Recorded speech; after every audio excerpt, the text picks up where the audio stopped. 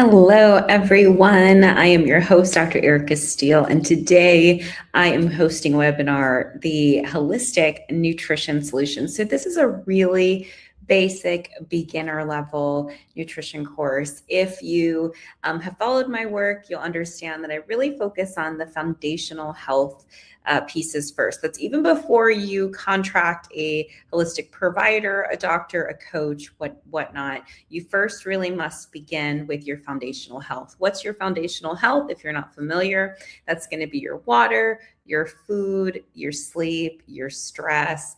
All of those things make up your foundational health. And those things are really what builds your health day in and day out. So I always say that health is built consistently, deliberately over an extended period of time. And so this webinar is focusing on kind of that beginning understanding of nutrition and taking kind of that stress and overwhelm and fear and all of that out of nutrition and making it more accessible and more attainable and definitely more actionable for you. So let's go ahead and get started. First things first, let's take a moment to just ground and center ourselves. I know a lot of times people are super busy and they're kind of catching this. If you are one of those super busy people, after this moment of kind of grounding, if you want to set the playback speed to about 2 point or 1.5, that way you run through it a little bit faster. I'm thinking it's going to take about 60 minutes, 45 minutes to run through this webinar, but we'll see. So in terms of the time frame. But first thing we want to do is really ground and center ourselves. So go ahead and grab your water, your coffee, go to the restroom for a moment, and then meet us back here for a couple minutes. So I'm going to give you just a couple minutes for that.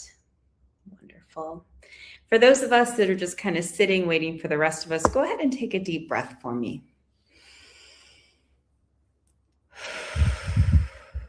And another deep breath.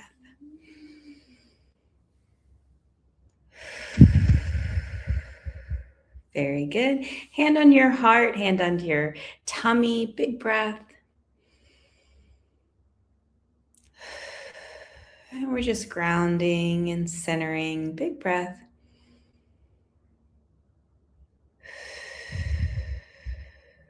We're right here in the moment.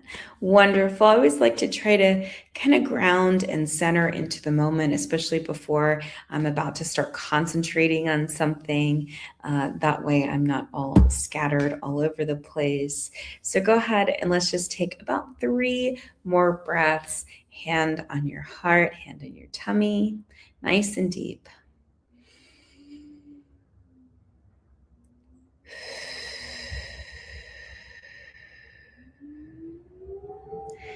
Big inhale.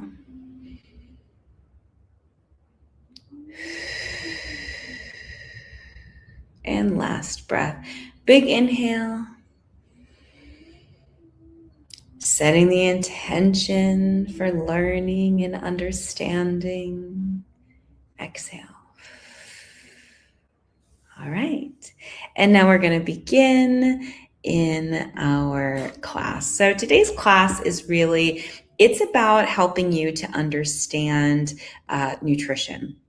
So whether you are brand new to nutrition, you know nothing about it, you don't believe in eating vegetables, you eat fast food every day, or if you're just really looking to fine tune your nutrition, we can always really learn more about nutrition. Nutrition is about nourishing our body. So we use food for a lot of different reasons, but for the sake of this understanding, we're using food as a tool, we're using it as medicine, we're using it to be able to nourish our bodies and ultimately heal our bodies. So a lot of times we have various relationships to food, some healthy and some unhealthy. And so today we're going to really build a foundation of understanding nutrition, whatever your relationship with food is. And we're going to see it again as nourishment and not restriction or punishment or fear, any of that.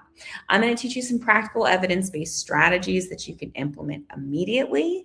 And we want to understand your body through a compassionate and obviously holistic lens. So we want to look at, so even if we're using, let's say, food as a tool to manage our emotions, or we're using food as a tool to manage boredom, or we're using, food as a scapegoat, or whatever we're doing with food, we want to create sustainable habits that are going to support our lifelong health. So here's what today in this class is not about. We're not about quick fixes, meal plans, although I have tons of meal plans, but it's also not about these one-size-fit-all protocols. Like, it's not about learning another diet. So we're not going to get into the diet phenomenon. Also, to shame, guilt, judgment around your food choices, I just want you to visually pick those up and throw those maybe out the window, because right now they're not going to serve us. We're going to remove your previous relationship with food and kind of start afresh. So we're going to put our curious hats on and really look at food as, again, a tool, something to help nourish our bodies. And of course, we're going to make this more sustainable so you can be practical with your food choices. So we're going to eliminate overwhelm. So we're not about overwhelming you with all these complex diets and, all of these restrictions. That is not what this class is about. And also, too, this class isn't about selling you supplements or testing or anything like that. This class is only about nutrition, which is the foundation of your health. So if you want to learn about lab testing, or you want to learn about some of the other classes, supplementation, all that kind of stuff, there's lots of other classes for that. But this one is specifically just dedicated to your food. So we want to create this safe and curious space for your food so that this really can become a tool. So let's kind of start in of why a lot of times nutrition feels extremely confusing. So number one, everyone's an expert these days in the land of the health influencer. We have so many different experts from all different backgrounds giving you so many different perspectives. Some say eat, no carb, low carb. Some are big on keto. Some are big on AIP. And so one may talk about intermittent fasting. And many times, one provider will have these set of credentials, another one will have a similar set, or vice versa. They'll have different sets. So a lot of times there's a lot of opposing recommendations. And so we are going to get out of the world of dieting. So this isn't about dieting, and this isn't about, again, a one-size-fit-all diet approach. We're going to teach more from your macro perspective, more of the science around nutrition, and then we're going to learn how to eventually use diets as a tool and things like that. The other thing that can make it difficult is the diet culture. So, we have very much a strong weight loss diet culture right now. Things like Ozempic and all the different variations of that are big financial booms for people. And the reason being is because everyone gets marketed weight loss. We're marketed that weight is the reason why everybody's health problems are. And while weight is a significant factor, it's not the only reason why people have health-related issues. A lot of times the weight is really just a symptom of what's going on in the rest of their lives. So we really want to look at the physiology, which is how the body is actually functioning. So we're going to get out of all the marketing hype and all of those things and really just focus on what the biological reality is of individuals. That's why I love macros so much. When I went to school, we learn all the diets, of course, we learn how to use food, but we also learn food science, and food science I cannot stress enough how important it is. We also tend to see in nutrition a lot of symptom chasing. So a lot of times people are like, oh my gosh, what do I eat to remove my autoimmunity? What do I need to eat for, this particular condition or that condition? And so, people are using food definitely as medicine, but it's not to be used as like that quick fix solution. Same thing with supplements either. It's not a quick fix. Holistic medicine in general is just not a quick fix solution. And so we're taught to add supplements, again, a pill for every ill, rather than first looking at your foundational health. That's why I really focused on starting out webinars on your foundational health, your food, your water, your sleep, etc., so that you can really learn those foundational health tools. Think of it like back in health class when you were young. These are the foundations that we need, and then we can build up from there, so everybody has a level set starting point. So why holistic nutrition? So I have a course that I did, a companion course, which I'll link below as well. This on the ticker tape, just so you know, is a new patient course collective. It is a free course that I offer that educates you, pre-educates you before coming to a holistic provider, either our practice or another practice. And it gives you really step-by-step all the things that you need to know, questions to ask providers, including your foundational health, and tons of resources. I'm super excited about it. I think it's just really helpful for people, especially when they're new and starting out, completely free. So check that out. All right. So going back, I do also have a companion course called Holistic Nutrition. It's like a 30-day course. It runs on our health app, and this kind of works you through step by step. In holistic nutrition, we talk about, again, whole person, right? People eat food for all different reasons. They eat because they were taught to eat a certain way, or they're emotionally driven to eat a certain way, or they have a lot of nutrient deficiencies which are driving cravings, or they have self-neglected, or they just don't have time, or maybe they don't have money or access. There's so many different reasons. And so when we look at not just nutrition, when we look at holistic nutrition, we're looking at that individual and in that individual's world to then make those changes.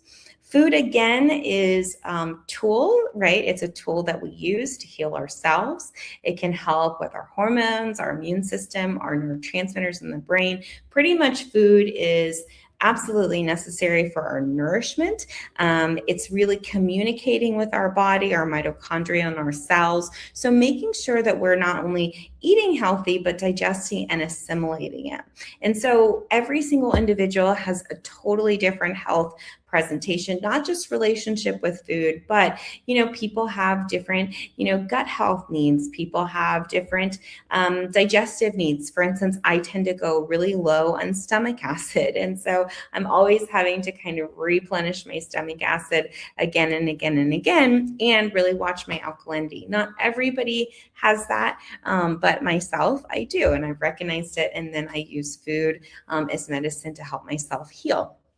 And so we want to look at those individual drivers. Now, that's when we're getting into more individualized plans. Again, this is just foundational. We're really looking at those basic, kind of introducing you to food and then going from there.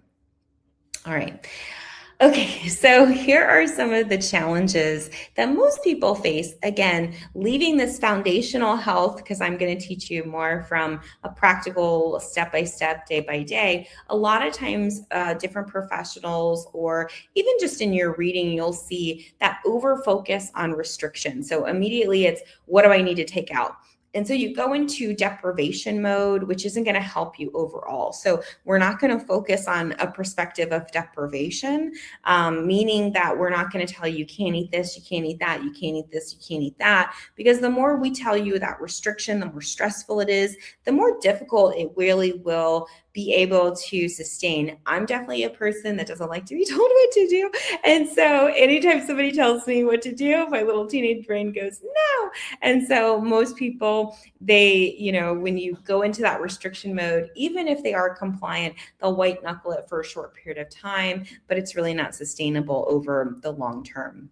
Another thing that I see often in nutrition advice that's lacking is ignoring stress and ignoring that digestive component. And so if you have a lot going on in your life, you can eat the best diet in the world, but that nervous system, that fight or flight, is going to override your rest and digest. So we do focus a lot on the nervous system and making sure that the nervous system is balanced and healthy and regulated, so that you can be in more of a rest and digest mode instead of a fight or flight mode. A lot of times, again, people will skip the foundations of nutrition. They'll just whiz right past it. And that's even with practitioners. I see this all the time because food will take more than a month and a restrictive diet to correct. And I know a lot of times people think, oh, I'll just go on a restrictive diet for 30 days and take a whole bunch of supplements, and then I'll be able to work on my hormones.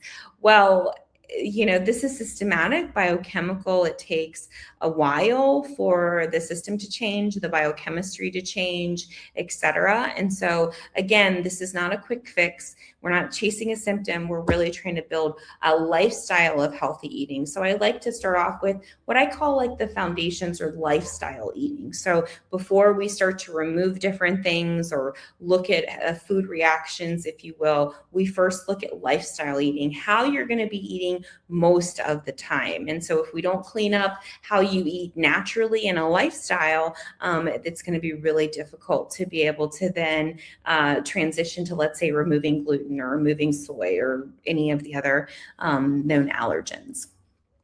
So proper therapeutic order before you go into testing and supplements and all the things, you really want to first start off with your food. So all the treatment plans that I craft, we always start with food. And so we look again at that baseline. Your food should be about 80% healthy. So it doesn't need to be 100% healthy and balanced. We need it about 80%. And I like, for me, my macro split of proteins, fats, and carbs, I like to do 30 to 40% protein, 30 to 40% carbohydrates, your complex carbohydrates, fruits and veggies, and then no more than about 20% for my healthy fat. So that's typically the macro split that I do in different nutrition courses that I teach. I'll teach you all about different macro splits and how we do it. But for most lifestyle, fat can be 20 is the lowest percentage, and then you can go up from there. But we really want to keep that rather low. In therapeutic order, again, we want to focus on our food first because the supplements are there to supplement and just support your food. It's not there to do the heavy lifting for you and fix your food and all of that. So definitely we want to make sure that we focus on getting healthy diet and understanding what that looks like, and then slowly building from there. Typically in the beginning, I'll add just a simple multivitamin just to catch some of the nutrient deficiencies from the past, but really a lot of the energy initially is just getting those macros. I tend to focus on patients getting their protein first, protein up, fat down, calories up, and then their carbohydrates usually balance out from there. So we focus on the food and also the lifestyle drivers around their food. What things, do they work late? Are they in a split shift? Do they have kids that are really demanding? Do they have financial restrictions? Do they just not know what to eat? Are they overwhelmed by eating? Do they get sick with everything? There's so many different lifestyle factors that impact a person's general lifestyle eating. And so we want to get to those first. So that typically will take a month to 3 months just to get that whole process down, if not even longer. In my mind, I'm like, oh, let's get it done. But a lot of times it takes people time to adjust to a new lifestyle. Then we get into diagnostic testing, which then drives supplementation, because of course, if we're looking at our labs or organic acids or whatever, we know what nutrients are deficient, and therefore we can customize either med packs, which are customized packets for patients, or we do individual bottles depending on what the need is. And then from there, we look at herbal medicines, we look at homeopaths, we look at all different treatment options available that are more targeted and specific to what the patient needs. So that's typical therapeutic order. We want to make sure that the patient is at 80% healthy with their food. Then we build from there.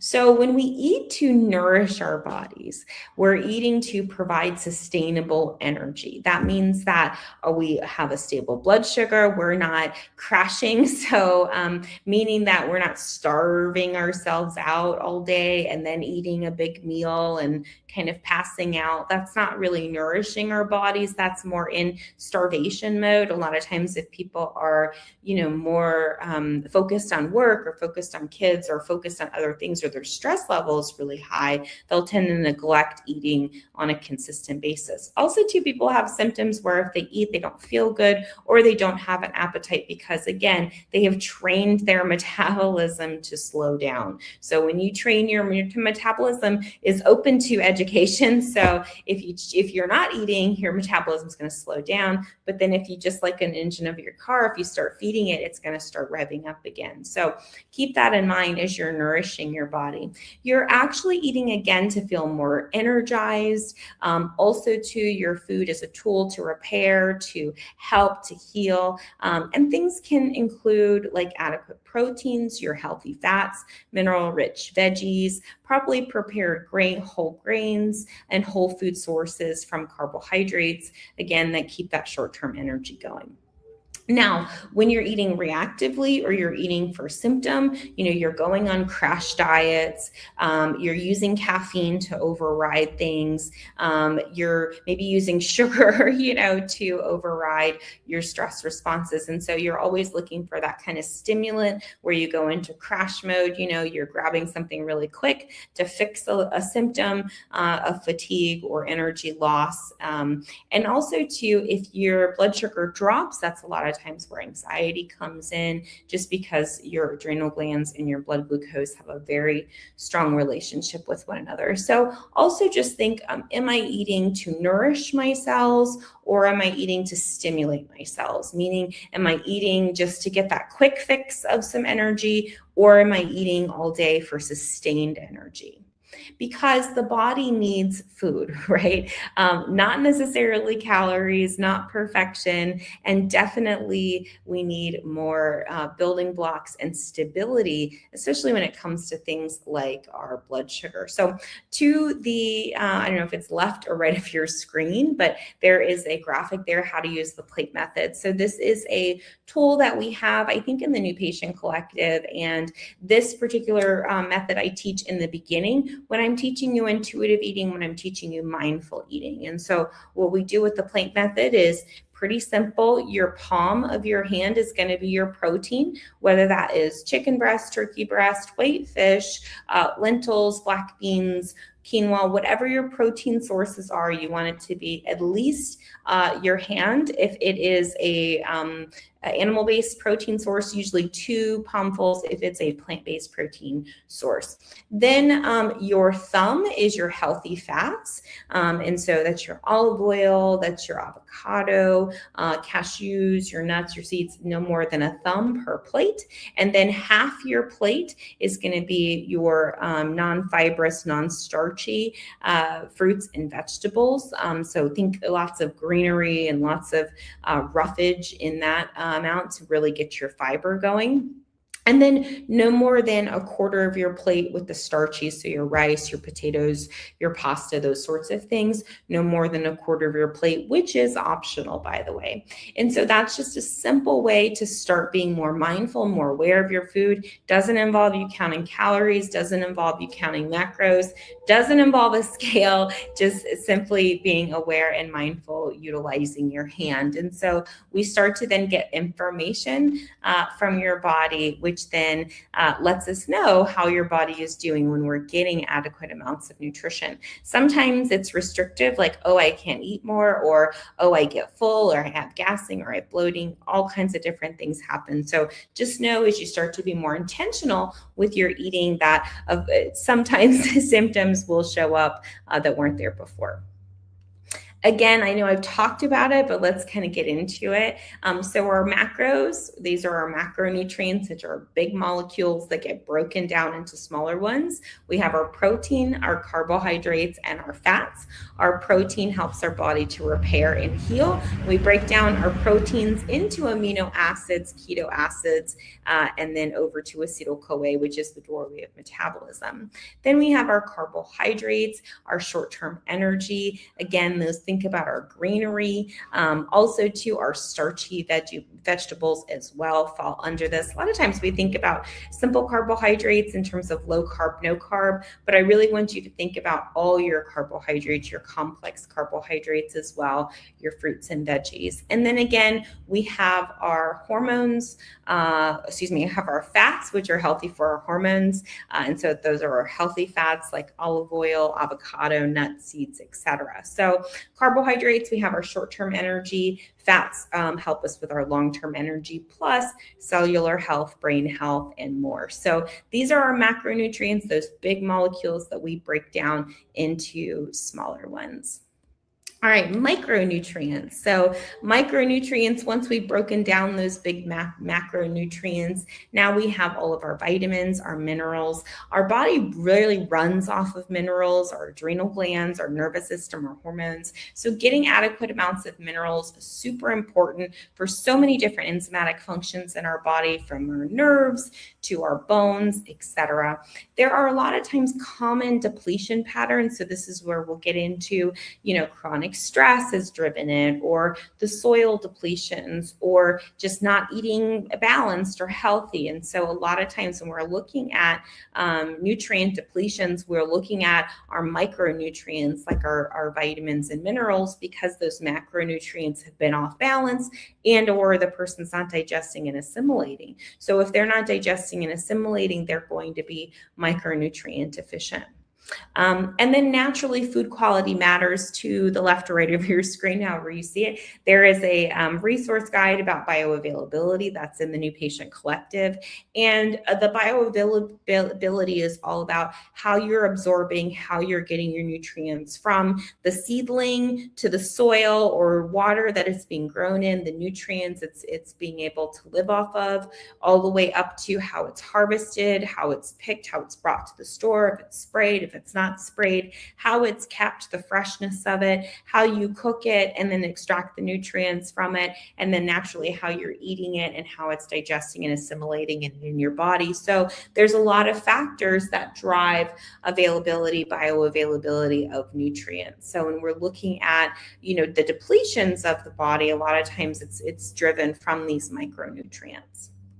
Again, our balanced plate has a very simple structure to it. It's mindful, right? We've got our palm, we've got half our plate, we've got our thumb, we've got our quarter plate. Really easy, nice visual nature, so we don't need to stress about it. So a lot of times I'll go ahead and I'll choose, if I know I've got my protein, I'll choose about 3 to 4 protein items that I'll have in a week, and maybe I'll prep them once or prep them every other day, whatever works. And then like a big salad for my complex carbohydrates, maybe I'll do some protein pasta. So I try to keep it really simple in the beginning and just build upon the basics. The reason being is because if you get into this extreme this and extreme that, it's very taxing on the system, and eventually you're going to get burnout, especially with everything going on in your life.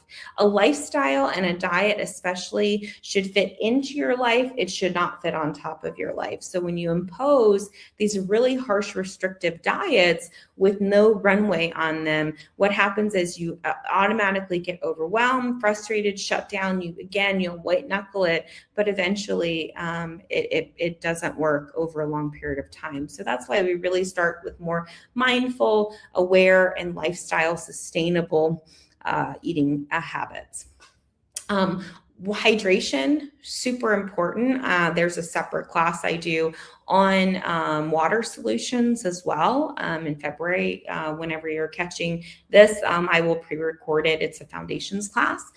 And so your hydration is not just about water, because you can be drinking water that has no life in it. So we definitely, again, want to get those adequate amounts of minerals, your sodium, potassium, mag, cal. They all work together to maintain your fluid balance. Putting a little bit of pink Himalayan sea salt in your water, squeezing a little bit of lemon, a little bit of a capful of apple cider vinegar, shaking that up, really helping to kind of hydrate your water and hydrate your cells even more. Heavy metals and toxicity tend to love water. So even if you're drinking adequate amounts of water, which is half your body weight in ounces in water, a lot of times if you are overly toxic, you will be more dehydrated. So just keep that in mind.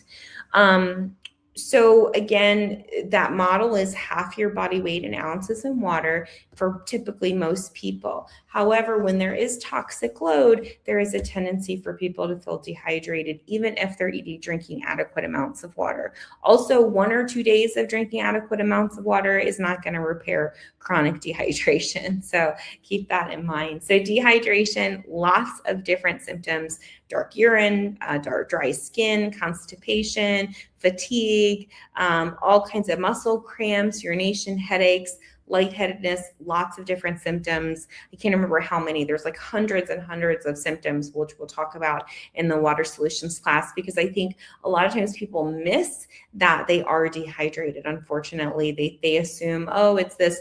I once had a case that it's kind of funny. It wasn't funny at the time, but I had this gentleman, older gentleman, and he had a hypertensive issue, really, really more like AFib. And so he would have irregular heartbeats. And so he'd get so freaked out and think it was this big cardiovascular event. And it really was that he was dehydrated. And so, we had tested it out. He had this event. We had done all the workups and all that. Everything was fine, no pathology, but it was directly related to his hydration. And as soon as he would drink water, the symptoms would go away, but it was this, he would forget and then he could remember again. And it was this constant thing. So dehydration can really affect and impact all of your organs. And you don't think about it right off the top of your head because it's so simple, right? So things are simple, why do them? But in reality, the more simple things are, probably the better they are for you in general. Okay, so when we're looking at digestion and absorption, we're looking at how you're breaking down your food. So again, we have our macronutrients, which are our proteins, our fats, and our carbs. We break those down initially into micronutrients, right? Then we have our gallbladder, which is, first, before we go into that, our stomach, our stomach acid is going to help us to emulsify our proteins and all of those things. And then, combine with different nutrients. So we're breaking down our proteins, our fats, and our carbs. And we break those down and then into micronutrients. And then eventually, our gallbladder comes in to help emulsify those fats. Our pancreas releases insulin to help with our glucose. And so all of that is happening and then metabolizing, of course, in our liver and then detoxifying. So lots of things are happening. Most of our absorption of our nutrients, just so we know, after it's been broken down, happens in our small intestines. And so a lot of times people can have enzymatic deficiencies. They can have nutrient deficiencies. They can have heavy metals, mold, bacteria, all kinds of different things that affect the digestion and assimilation. It's not always just that a person's not eating healthy, but that's the first thing is we want to get that diet to 80% healthy so that we roll that out, get the water to half our body weight, get the food to 80% healthy. Now that we've gotten that where it needs to go, now what we need to do is shore up. I like to heal the digestive system from the top down. So making sure the alkalinity of our mouth, so we produce amylase to help us with our carbohydrates, making sure we have enough stomach acid, making sure our gallbladder has enough of all of those digestive bitters, our pancreas as well, being very sensitive to glucose, and then our livers are metabolizing and detoxifying at the same time so that we can absorb in our small intestines and then eliminate waste in our large intestines. There's a really good book. It's called The Gut. If you are interested in learning all about how digestion and absorption happens, it's a British medical student wrote it a while ago, and really fascinating. And she goes through it, and also nice accent too. So it's cool to listen to. All right, so there are inevitably going to be some symptoms that person may have when they begin healing and they begin eating and they begin kind of being mindful. So some of the common ones are bloating. So that can be incomplete digestion, low stomach acid, moving through quickly, not chewing properly, all kinds of things. My stomach acid goes low a lot. And so having to manage it and build that up. So that's not all the reasons why, but that can be some of the reasons why. Intense cravings like sugar or salt a lot of times signal mineral deficiencies, like chocolate, for instance, can be zinc, magnesium. Blood sugar instability and also inadequate protein intake can also lead to intense cravings, especially if you haven't been eating, your blood sugar goes unstable. If you have fatigue after meals, that typically means that you need more digestive support. And so either the blood sugar is dysregulated, or again, there's something that's affecting it. Either you don't have enough enzymes or there's some toxic agent, etc. And then also too, there's inflammatory symptoms like joint pain, skin issues, brain fog, etc. That also can be indications that either the food that you're eating and or the toxins in the body are not working well. So remember, when you start to eat, you're going to get more energy in the body. So your body's going to naturally detox more efficiently once you're eating more balanced and eating more healthy. So that's really why we focus on that. Stress. Okay, so making sure that you're not stressed when you're eating. This is another thing that tends to happen. We talked about this earlier. So when you're in a fight or flight mode, right? When you're in high stress, you're eating at your desk really quick. Maybe somebody's yelling at you, and I'm just joking. Or you're sitting in front of the TV, you're watching something stressful. Even too, like when you go to out to eat, it just drives me bonkers. So like so many things going on all at once. There's music playing, there's televisions going. It's just not a really restful place. So stress they definitely call it the silent killer. So we're working on making sure that you reset your nervous system, especially in connection to food. So that fight or flight, it's going to produce cortisol, epinephrine, norepinephrine. The immune system and the digestive system is going to be suppressed when you're in that constant fight or flight state. So we can't heal in a fight or flight state. We can only heal in a rest and digest. So really being mindful, really practicing, really slowing the nervous system down. We do have a nervous system class coming up to reset the nervous system, to really learn how to work on that. And because again, no amount of supplements, no amount of perfect dieting will overload the nervous system. The nervous system is kind of in charge. And so if the nervous system is not in a relaxed state, you're just going to your digestive system is going to be clenched, contracted, and not fully digesting and assimilating. So keep that in mind. Okay, so crashes happen in your blood sugar because a lot of times you're eating high carbohydrates, so high glucose foods without adequate protein or fat to slow that glucose down. So a lot of times vegetarians will experience this a lot, even though they're eating fruits and vegetables, they're constantly driving more and more glucose in the system and then have low protein and a low fat. A lot of times vegetarians will overcompensate with fat though, which doesn't help their plight any. Blood sugar spiking, insulin surges, that kind of constant up and down, whether you're not eating enough and going into a hypoglycemic mode or then overeating. So that's why we really want to be more supported. So typically I recommend patients to eat an hour upon waking and then every 2 to 3 hours, just having a little bit of something so that their bodies are maintaining that nourishment.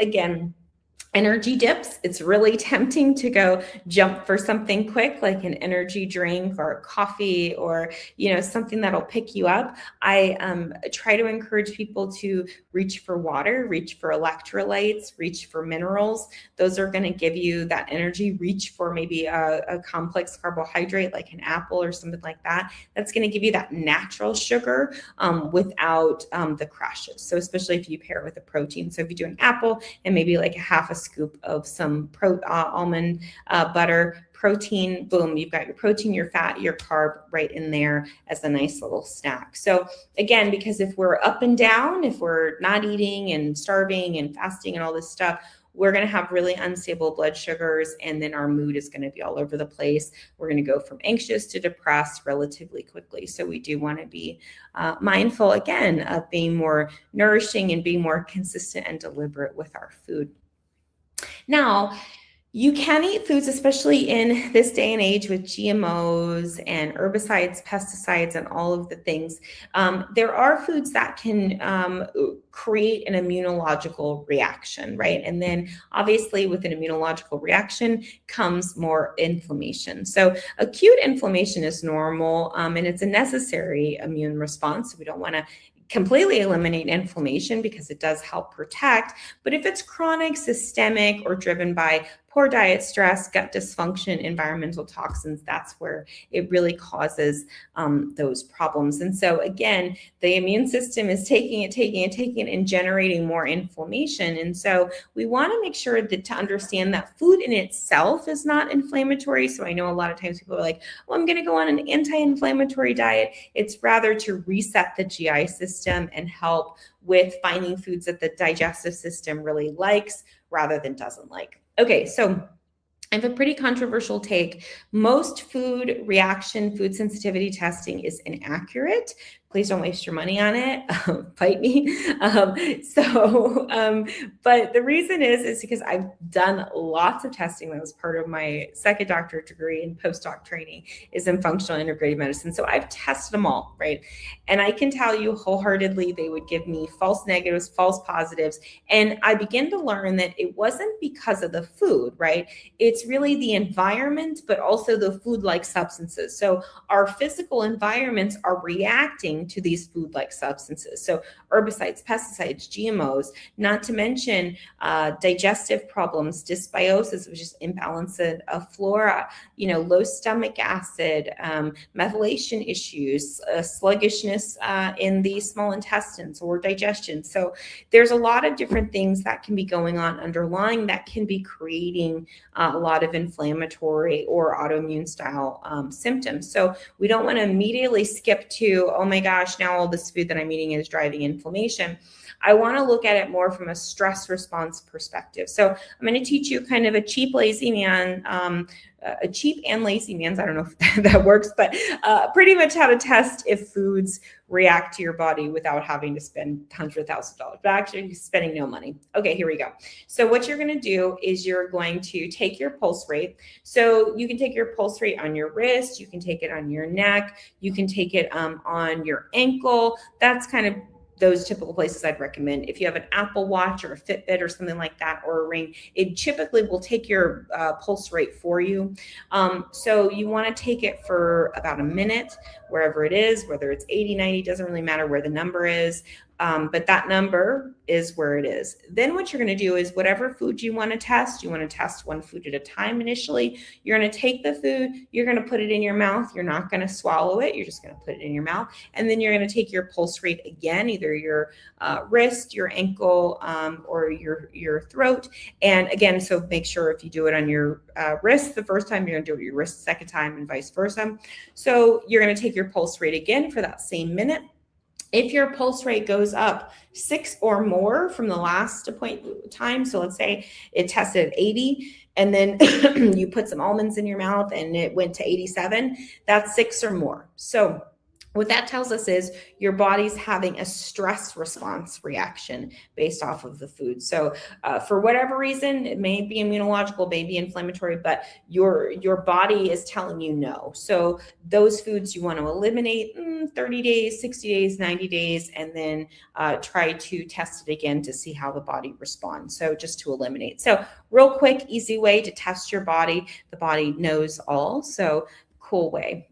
Okay, so kind of getting into food sensitivity, food reaction, because of course people will do these tests. I don't recommend them, but they do them. The skin prick test, the RAS test, that's the least accurate test, and it's just painful. So please don't do that test. But there is a difference between sensitivities and allergies. I'm not going to get super big into it, but you typically in allergies, that immediate, like you think anaphylactic. You think, I've got all these, now I'm turning red, I need EpiPen, etc. So, and those can be life-threatening. So most people know what their food allergies are, but a lot of times people don't know what their food sensitivities are. Food sensitivities are more of your delayed reactions, so they can show up days or even an hour later. And they can also drive things like digestive problems or skin or headache or whatever. Like, for instance, if I eat gluten, I'm going to be bloated, I'm going to be gassy, I'm going to have a headache. I just know that. I'll be maybe even constipated, depending on the day. So I know that I have a sensitivity, not necessarily like a celiac reaction to gluten, right? My brother does, I don't. So even though I don't have that allergic reaction, I know I have that sensitivity to it. So I'm going to eliminate it, right?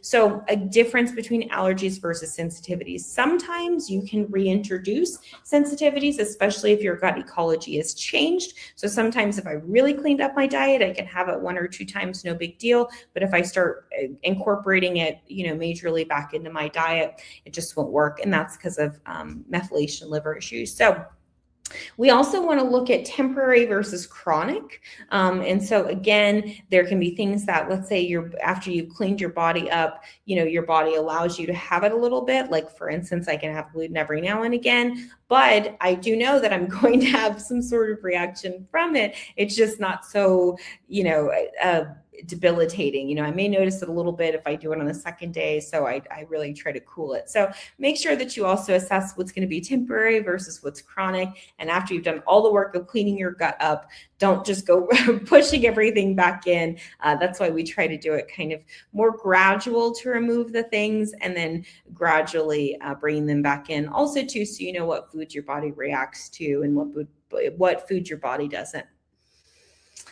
Okay, so why elimination diet? So again, intuitively, people are like, oh, I don't feel well. Let me just take everything out. So again, over restriction, overwhelm, you can go into lots of nutrient depletion. So if you're taking too many things out, you get overwhelmed. And then too, there's such an emotional connection to food. Even if you're not an emotional eater, a lot of times I'd be like, okay, so now we have to take out, and no matter what it was, whatever the thing was, if I'd say, oh, we need to take this out, the patient would be like, oh my God, like, what am I going to eat? It's just that nervous system reaction to stress. So again, I like to start with this lifestyle eating, 80% healthy. And then if I say, okay, now I'm going to do an elimination diet, I'm going to prep myself. I maybe take out the easy foods that I'm not really interested in, maybe like butter or stuff like that kind of thing. I'll take the easy stuff out. And then from there, I'll take out maybe the moderate foods I like,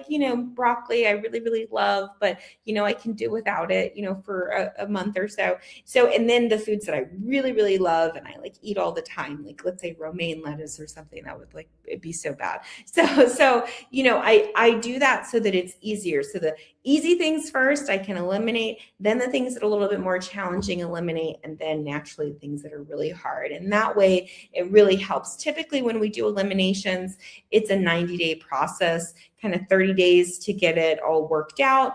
30 days super, super strict, and then 30 days we develop. Because if you try to do an elimination diet for too long, you'll get into nutrient depletions. And then again, you'll have cravings, blood sugar imbalances. There's a lot of different things that happen with over restriction, the yo-yo dieting, and you can do a lot of damage to your digestive system just by over restricting and being too aggressive with your diet. So be mindful of that. So all of this is really to help you to become more mindful of your body. So you really want to listen and observe what's going on. So we have a 30-day kind of intuitive guide. I don't know if it's in the New Patient Collective, but I do know it's kind of roaming around in some of the others. And this is more of a mindful practice of eating. And so every day you kind of sit with your food, you think about your food. Also too, I tend to recommend patients to track while they're eating. That way they can savor the ingredients. They have their phone or whatever tracking tool that they want to use. And they go, oh, okay, so I'm going going to have this beautiful salad and I'm going to eat my romaine. I'm going to track it and I'm going to really be mindful of it. I'm going to think about, the nutrients and the soils and the farmers and the sun and all the gratitude, right? That's if I'm being really, really mindful of my food, right? And sometimes when we have dysregulated nervous systems, we need to slow down and we need to get present so that we're not going into that fight or flight mode. Again, it's a lot of times we're doing 15 things while we're eating rather than really sitting and being mindful and present. We want to begin to look for patterns over time. This is probably one of the hardest things for patients to get in the beginning, is not that quick fix, because they're like, oh, I have this symptom, I have that symptom, I have this symptom, I have that symptom, and it's all symptom chasing. Remember, we're not doing that.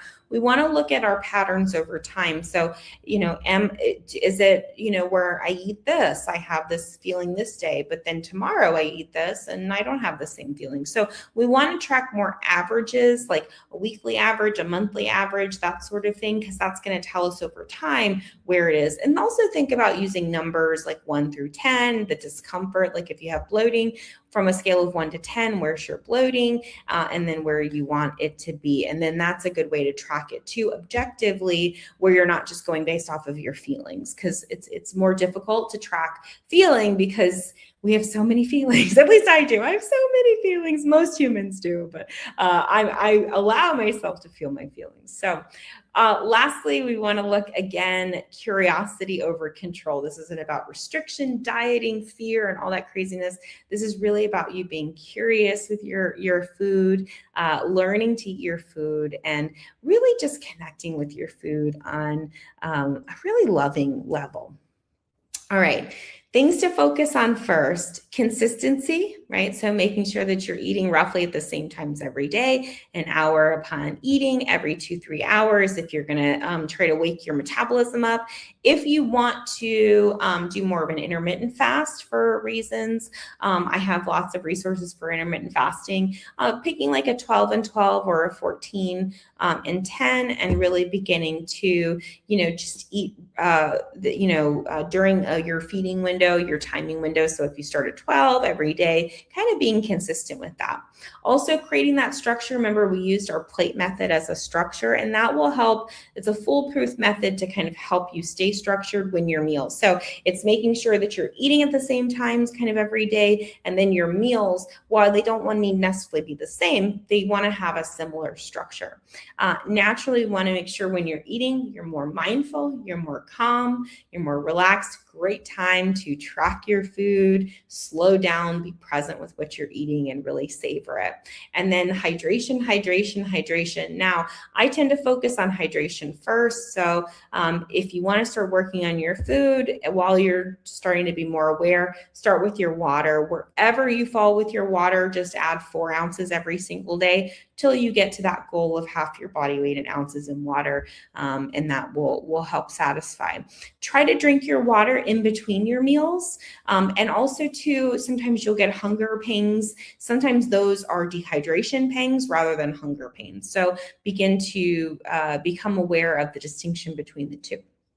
Also, last thing, be aware of your patterns, your triggers when it relates to your food. That's why really slowing down can be helpful. I remember I used to have this in the middle of the night kind of needing to munch or whatever. And every now and again, I still do.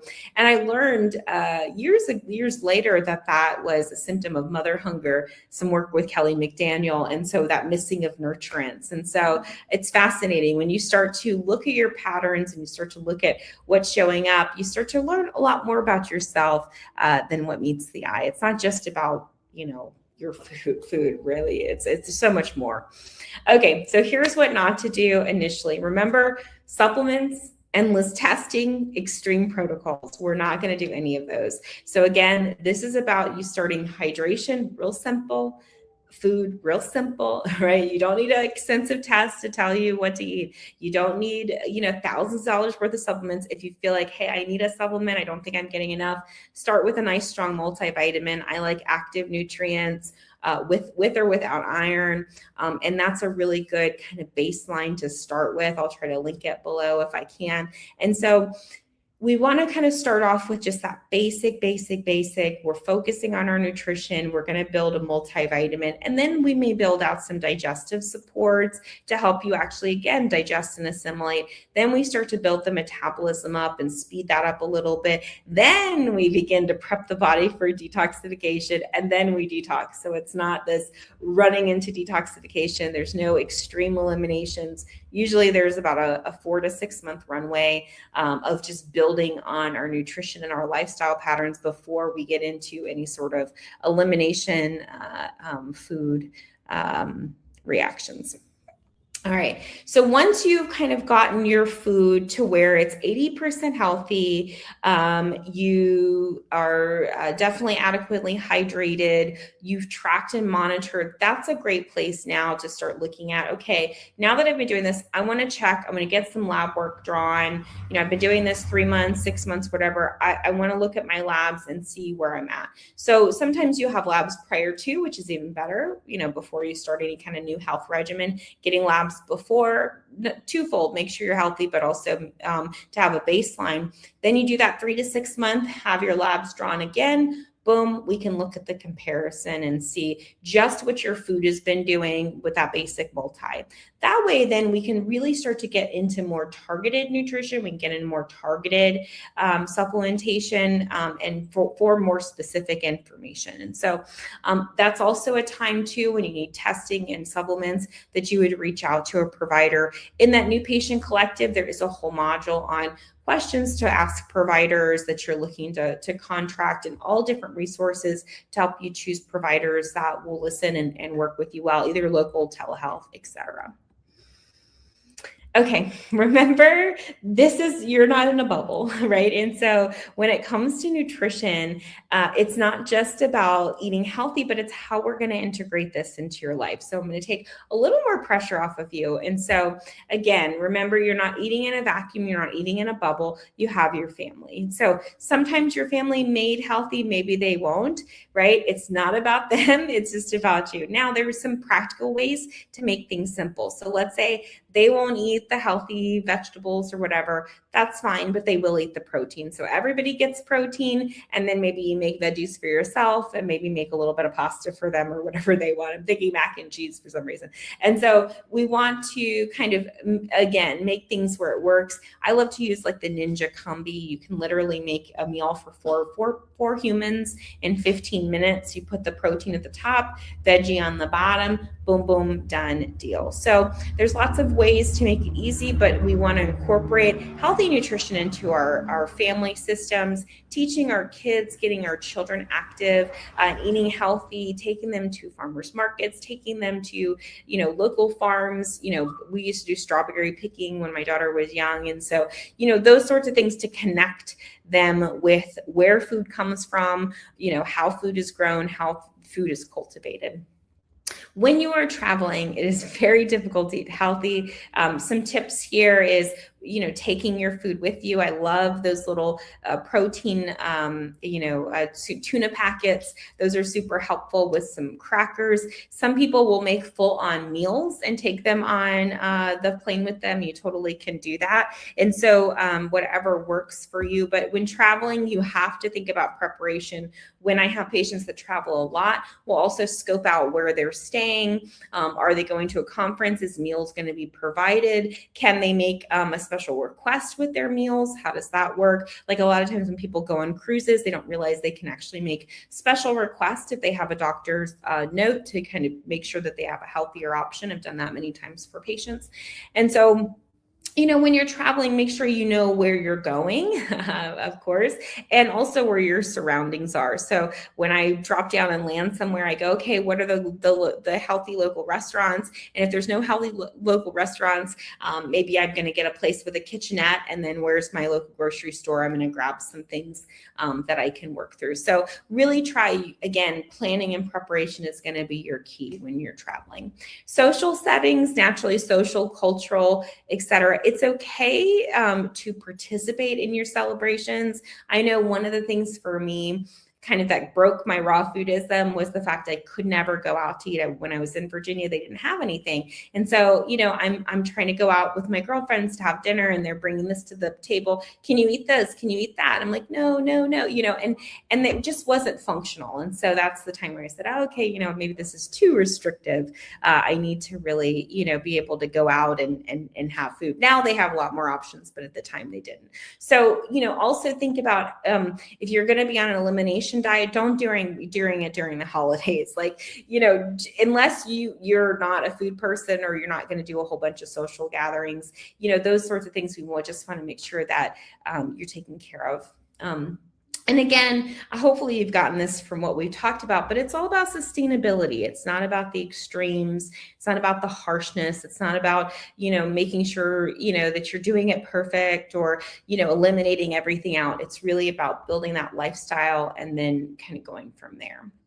This is your foundation, okay? So hopefully this is unlocked that nutrition isn't about perfection, restriction, or following all these crazy rules. It's really just about consistent, adequate nourishment every single day, right? So you're getting adequate amounts of water, adequate amounts of protein, healthy fats, complex carbs, etc. And so we want to make sure that this is your beginning, right? A beginning of awareness, beginning of mindfulness. Maybe you're beginning the plate method. So think about 1 to 3 takeaways you're going to take practically from this class that you're going to then incorporate into your life, whether that's the pulse testing or, the palms of protein or whatever that is. Just choose 3 things, 1 to 3 things to work on. If you're super overwhelmed, choose 1. If you're like super gung-ho and wanting to check it all off the list, maybe do up to 3, no more than that. So this is your foundation. So let's choose 1 thing, be consistent, functional, and make it happen. Naturally, if you're more advanced, you maybe can choose a few things. Okay, so from here, that concludes most of our conversation around foundational of nutrition. Hopefully this gives you a little bit of a grasp of what we're looking for. Our foundational health collectives, they all focus on, again, our foundational health. So our water, our food, etc. So I'll be recording those classes. Some I've already recorded, like I think I have a sleep one already and several different things, but those are our foundational classes. Most of those are free. And so you can watch them, share them as many times as you want, and they're jam-packed with information. Some even have workbooks with them, etc., and resources. Then we have specific holistic nutrition pathways. Those are more of like our holistic nutrition companion course, or we have metabolic health courses, or lots of other classes that directly relate to go deeper into nutrition. Nutrition is a huge topic, so it takes time for us to kind of go through there. And naturally, we do have community support. So we have 3 communities, our holistic health coaching community, which is our cohort for holistic health coaches, those people that are interested in studying and learning to become holistic health providers. Then you have our holistic life. It's really just our more family holistic lifestyle. It's more of our family focused, lots of different resources in there. And then our Pure Black, which is for Afro-Indigenous communities. So those community supports, feel free to drop in them, ask any questions you need to, or look at any of the resources provided to you.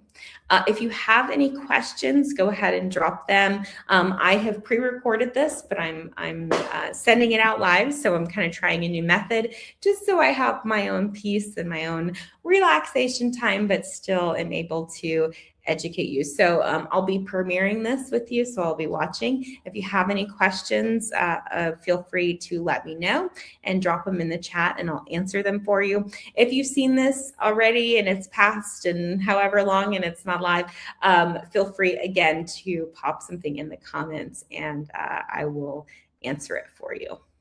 You can always stay connected with our app. We have our Holistic Lifestyle Companion app, and that is going to be our source for tracking. You can send me private messages if you're a practice member, etc., and naturally be connected with our holistic health communities. So that is that. So that concludes. We got it done in an hour. I was close, 45 minutes to an hour. I know I kind of projected 90 minutes, but I was like, yeah, well, I think we can get it done soon. So nice hour, quick, clean, under control. So thank you guys so much for attending. Hopefully you got some basic information, non-overwhelming, easily attainable. Pick 1 to 3 things practically that you can pull together to be able to work on your nutrition in a healthy way. So I look forward to seeing you guys soon in an upcoming class. Have a good one. Bye.